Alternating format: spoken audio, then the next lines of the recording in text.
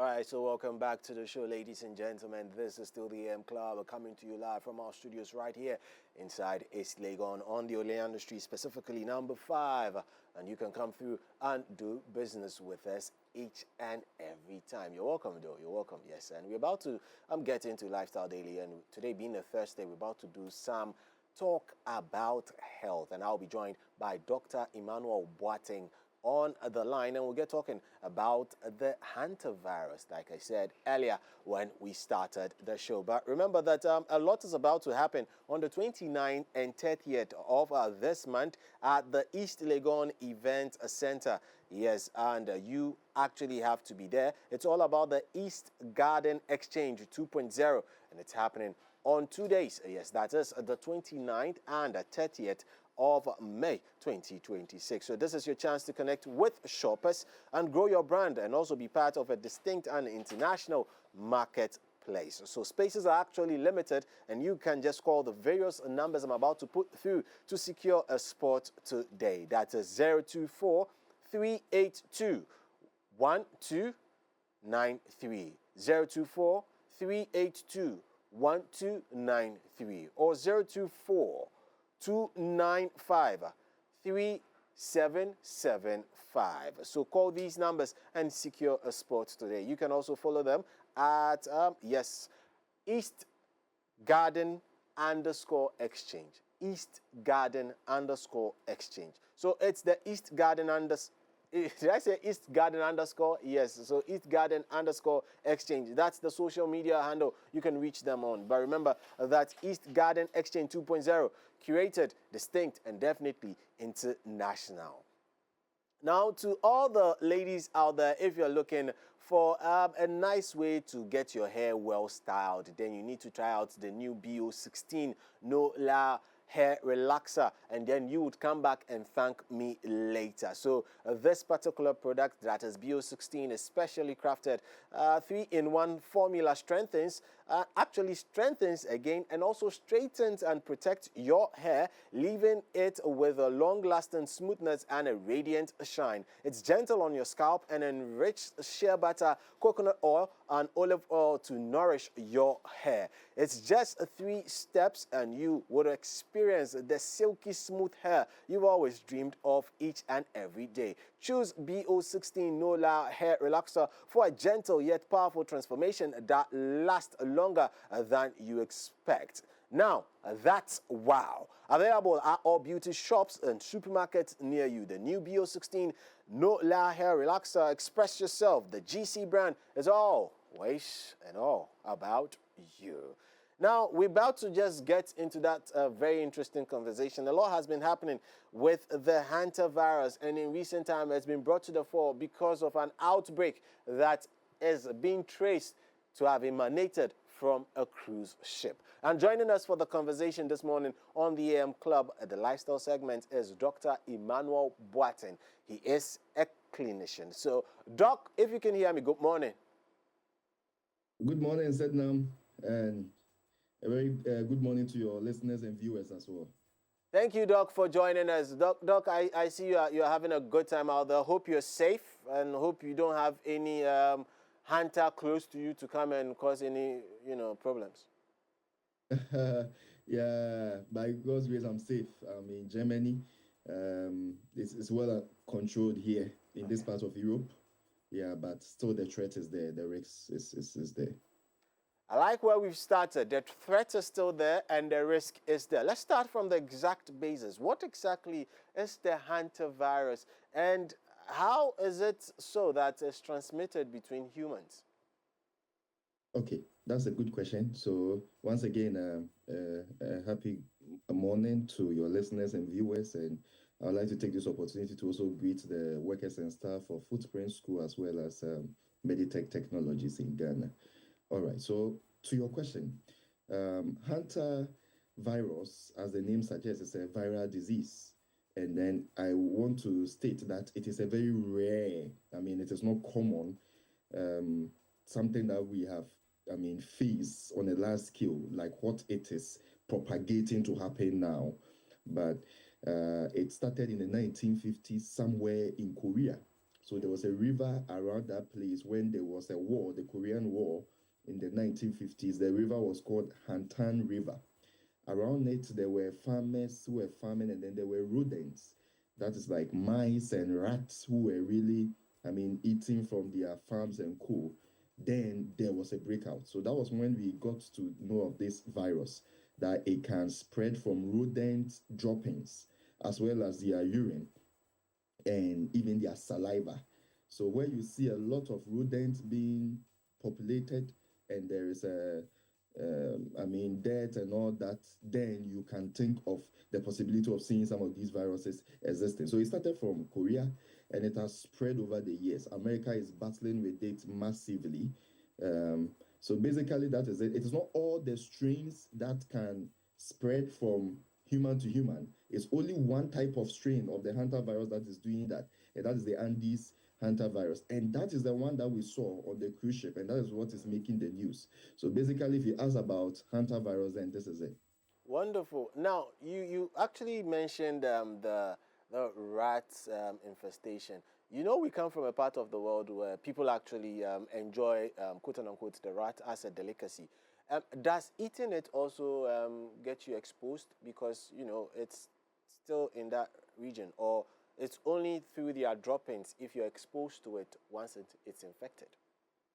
Okay, so you can really appreciate that if you understand what viruses are. These are particles, and they can go in inactive phases for a long time.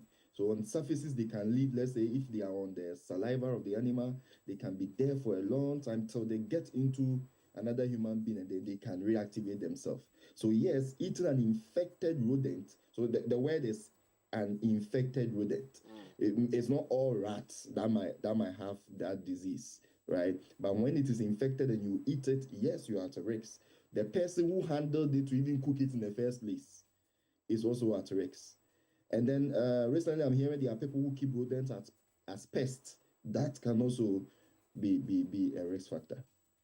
I like the risk factors, but what are some of the other causes of the hantavirus infection aside the exposure, or is it only due to the exposure of infected, quote unquote, defecations of the rodent, or there are other ways you can actually get infected with the hantavirus?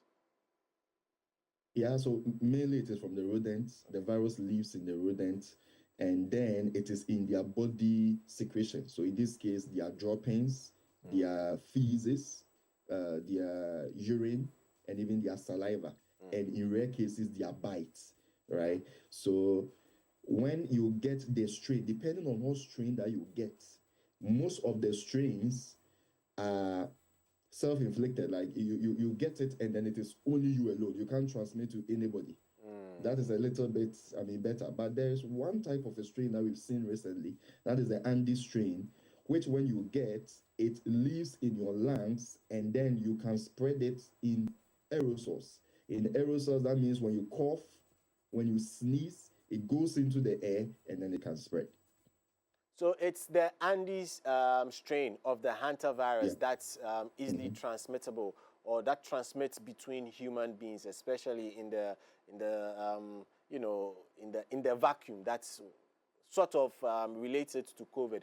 How similar is the hantavirus with COVID? Because COVID is what we actually have experienced in recent times. So using that as a benchmark and using the Andes strain to juxtapose and compare, how similar are they? What are the similarities that exist between these two very dangerous viruses? Yeah, that's a good question because at least we can have COVID is very recent in our minds, so we can take that to compare. Both of them are viral diseases. Viruses are very powerful. Like I said, they can remain inactive and all of a sudden they become active. Two, they all seem to love the lungs. So they go to attack the lungs and they will give you breathing difficulties. So that can lead us to the symptoms. You will cough, you will have fever, you will have headache, symptoms like flu, right? And then, most importantly, the hantavirus seems to be a bit more fatal than the COVID virus. So we are dealing with an issue that we need to really, really, really keep it under control. Else, when it breaks out like the way COVID break out, we might not be able to control the death figures. Because apart from the lungs, it seems that the hantavirus also loves the kidneys. And I can imagine if such an issue breaks out in Africa, because we're having a lot of kidney issues these days. So it will lead to a faster rate of fatalities. So these are some of the differences. The hantavirus looks to be more powerful in how it attacks, but basically they are all viral, and their rate of spreading, their mode of spreading can also be the same. Right. You talk about the rate of spreading and can also be the same, and also alluding to the fact that the hantavirus is much more deadlier than COVID. So if it's much more deadlier, how can we actually test for the hantavirus? What's the testing procedure like? Okay, so just a correction there. Their mode of spreading, not their rate.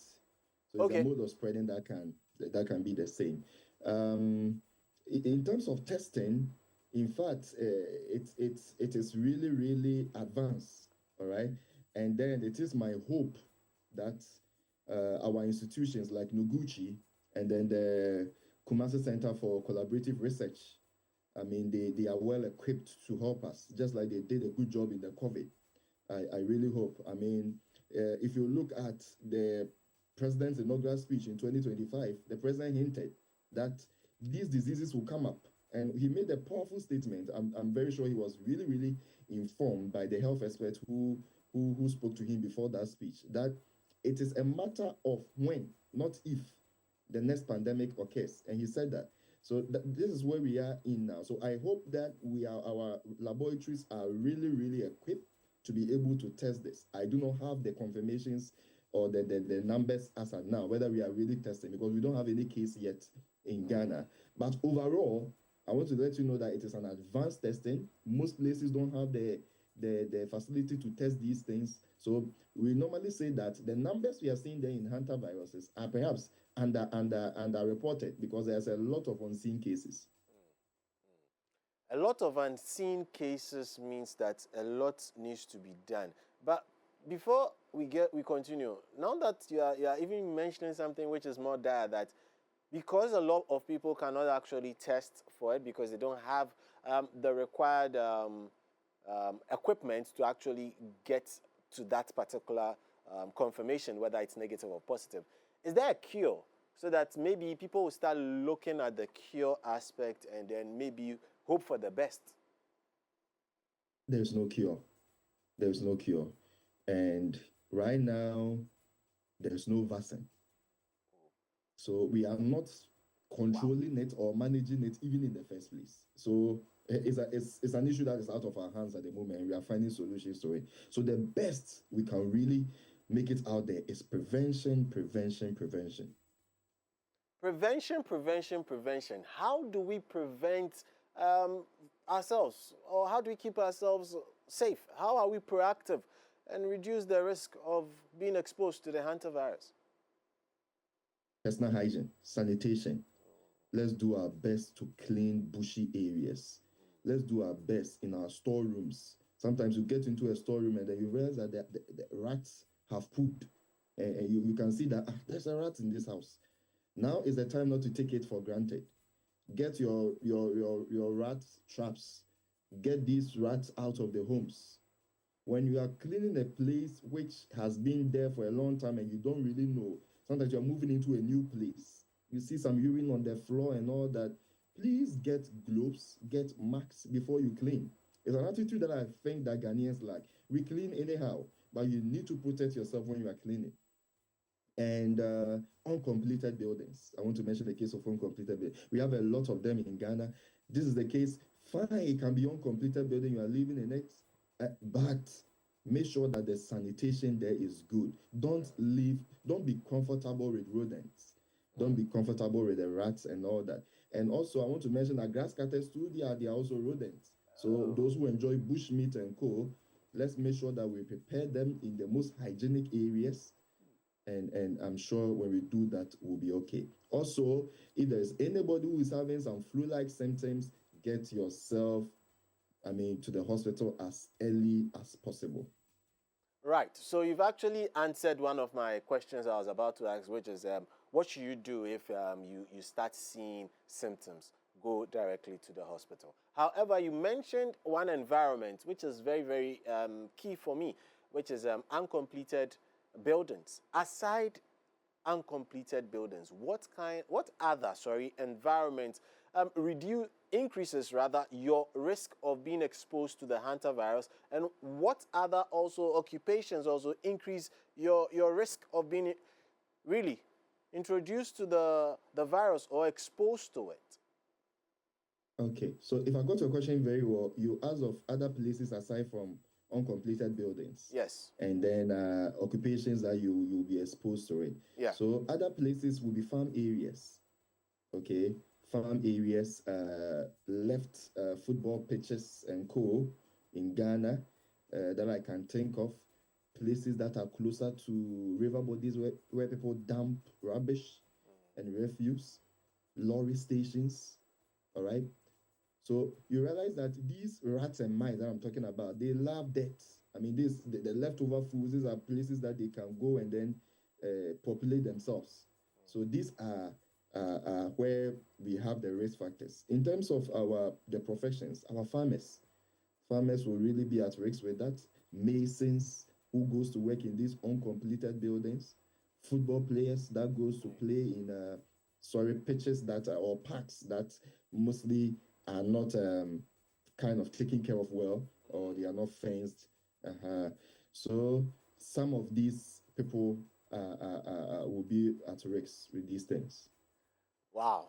Who would have thought that a footballer would be at risk? A footballer will be one of the most exposed persons, increased risk factors for them. Wow, that's interesting. But then again, what are some of the major misconceptions? Because we live in the part of the world where misconceptions arrive, and some people actually thrive on misconceptions. But what are some of the key misconceptions associated with the hantavirus? Okay, so misconceptions. There's nothing like pandemic. It's not true. Somebody is sitting somewhere and cooking the virus. But this virus was seen somewhere in around the 1950s, and it has come back. The science and the fact of it is that diseases are there. And even with faith, the Bible tells us that in this time, diseases will come out a lot, you see. So I made reference of President Mohammed's inaugural speech. He talked about the fact that even climate change also is a fact of, increasing some of these diseases. So we need to accept that these diseases are there and they are real. So people there are some misconception that it is not true. Two, it's the numbers are not real.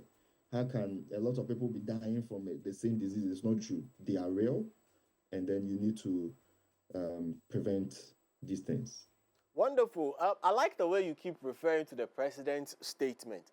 Do you feel it's time that we actually hear a statement from the president actually pertaining to the hantavirus? And also, should we start putting things in the process, or we start putting protocols in place for a possible lockdown should we experience numbers starting to spike? Very much, very much. When you begin to talk about these things, I think the culture as Ghanaians do not support it. People will be like, hey, why are you talking about lockdown? Why are you talking about this and that? But if you come to other parts of the world, then they start planning ahead. I think that's one main difference between them and us. So this is the case. We should have such conversations now. It is not too late at all. Let's be having it. And the conversation is about what are the measures that we are putting in place. What lessons do we pick up from COVID? We did well as a country in managing COVID, I must tell you, compared to other African countries. But what are the lessons? Where didn't we do well? There were places that lacked the PPEs, our protective equipment. All right. What can we do better this time? The way we rolled out the COVID vaccines. As a health worker, we had people who were having comorbidities and later they died out from some of these vaccines. So the next time we are rolling out a vaccine, can we eliminate certain people? Say that some old people, they can't take the vaccine, or certain people with comorbidities, can we test them better? Do you get it? What are some of the things that we can put in place? And even our laboratories, Noguchi and Co, are they equipped? Right now, can we test for Hantavirus? So it is a very good discussion that you brought about. The president was spot on. I mean, in preparing for this interview, I had to go back to his speech, and it was spot on. He really made mention that Ghana needs to work on their health system in order to combat some of these pandemics. So I want to put to the lawmakers there, the politicians that hey, what the president said has come into reality. Now we are facing it. So what do we do now? This is the point in time we need to look at our teaching hospitals, the UGMC, University of Ghana Medical Center, 37 military hospital. What are their preparedness? If we have about 10,000 cases of hantavirus in Ghana, do we have an oxygen supply to give them oxygen? Because it attacks the lungs. How is the country's oxygen supply like? So these are conversations that we need to have and assess them. Thank you very much, Dr. Emmanuel Boateng. It's been a pleasure talking to you about all things concerning the hantavirus. I'm sure we'll have another conversation because I want us to delve more into how it actually came about on that whole cruise ship much later. But thank you so much for taking time off your extremely busy schedule to catch this conversation with me. I'm really, really thrilled. I'm enlightened, and I'll go out there and spread the good word so that people would be safe out there. Yes, maybe they'll stop the kind. Some of the eatings that they've been eating. Some of the guys, no, they have not been trying. So we'll try as much as possible and educate them. Thank you so much, Doc. You're welcome, Sedinam. So lastly, I would like to say that WHO has given a warning to all African countries because the cruise ship passed through Cape Verde. All right, so it is a warning to all of us in West Africa to make sure that surveillance systems is good. And then I would like to say that we also have a facility in Ghana, Meditech Technologies, in Achimota, and then you can get in touch. Our number is 0540-634-887. Thank you very much. Thank you very much, Dr. Emmanuel Boateng. He is a clinician, and we have been talking about the hantavirus on Lifestyle on the AM Club. Let's take a quick spin. When we come back, we'll get into the plug, and I'll be joined by Kwesi Kraka. You find out who that is after the break.